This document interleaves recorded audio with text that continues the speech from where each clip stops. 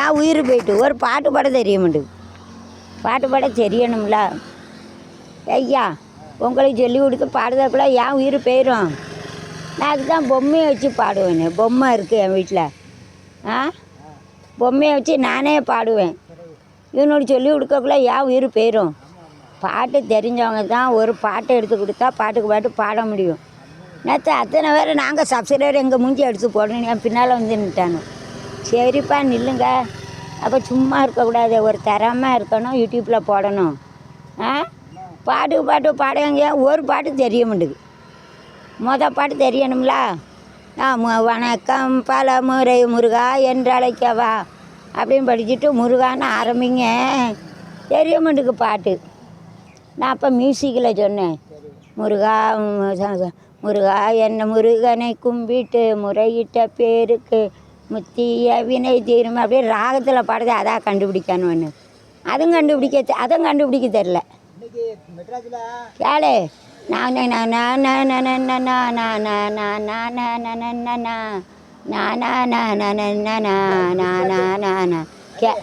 கேளுண்ணா, புதுப்பாட்டு கிடையாது.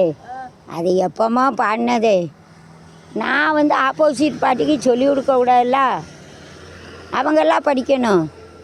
நான் சொல்லுதா புரியுதா? ஏன்னா நான் ஒரு பாட்டு படிப்பேன், ஒரு வார்த்தை எடுத்து கொடுப்பேன், அவங்க அதை வச்சு பாடணும். நான் சொல்லுதா புரியுதா? அவங்கள பாட தெரியலன்னா நான் மியூசிக்கில் சொல்லுவேன். இப்போ படித்தோம்ல நான் அப்படின்னு.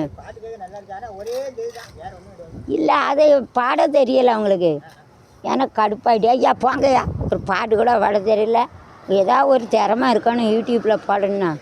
உங்களுக்கு அது தெரிய மாட்டேங்க. நான் ஒரு பொம்மையை வச்சு பாடிக்கிடுதேன். உங்களுக்கு பாட்டை எடுத்து கொடுக்கக்குள்ள ஏன் மூச்சு நின்றுருன்னு. காப்பி ஆனுன்னா சரி நில்லுங்கடா ஒரு காப்பி எடுக்கணும். அதுக்குள்ளே ஓடிட்டானுவேன். அவ்வளோ பேர் என்னை சுற்றி நின்றுக்கிட்டானே.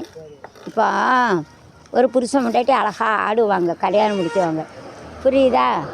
நான் டெய்லி பார்ப்பேன். அழகாக நம்ம கவலை மறையும்ல அவங்க டான்ஸு பாட்டு. புரியுதா? அப்போ அவங்கள பார்த்தா எனக்கு எவ்வளோ சந்தோஷம் இருக்குன்னு சொல்லு. நான் யூடியூப்பில் அவங்க பாடுதாங்க ஆடுதாங்க. நான் அவங்க சேனலில் சப்ஸ்கிரைப் பண்ணிடுவேன். சப்ஸ்கிரைப் பண்ணால் அவங்க போட்டோெல்லாம் வரும். புரியுதா? அப்போ ஒரு பாட்டு பாடினாங்கன்னா மறுபடியும் ஒரு பாட்டு பாடுவாங்க. நான் சொல்லுதா புரியுதா? அப்போ அவங்க நேராக பார்த்தா எனக்கு சந்தோஷமாக இருக்குமா இல்லையா? அதை போல் நான். புரியுதா? ஏன்னா மேலே பூசாத வேண்டாம், எடுக்க முடியாது. வேண்டாம்னா அது உள்ளே பேருன்னு சொன்னால் கேளுன்னா வேண்டாம். அதை வேஸ்ட் ஆக்காதானே. சிமிட நல்லா இருப்பேன் நான். மண்ணெல்லாம் 5000 அது மேலே பூசாதானே.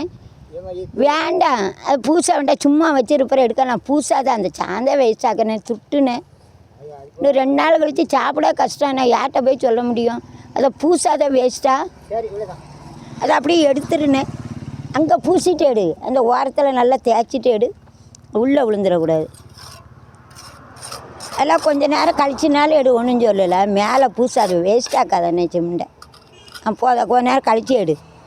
நீ இதுக்கு இதை வச்சு பூசி இங்கேயே ஒன்று அப்படியே பூசி விட. அப்போ தான் அழகாக இருக்கும் பார்க்க. இன்னொன்று எங்கே போச்சு? இது உள்ளதே எடு. ஏன்னே இதுக்குள்ளதே எடு, இதை வச்சிரு. அதை வச்சிரு. அது உள்ளே உள்ளது இதை வச்சு எடு. உள்ளே இதை வச்சு எடு. கையில் பாம்பு பூச்சி வச்சு உள்ளே கிடக்காம என்ன இதை வச்சு கொஞ்சம் தோண்டிட்டு அதை வச்சிரு. அதை வச்சுட்டு அது மேலே ஒரு துணியை வேணுமா போட்டுரு. உள்ளே போய்ட்டு நான் வச்சு புண்ணியலைன்னு அழகாக வேலை பார்த்துனேன். நல்லா இருக்குது. தண்ணி போச்சு. அது வந்து இந்த கேளு.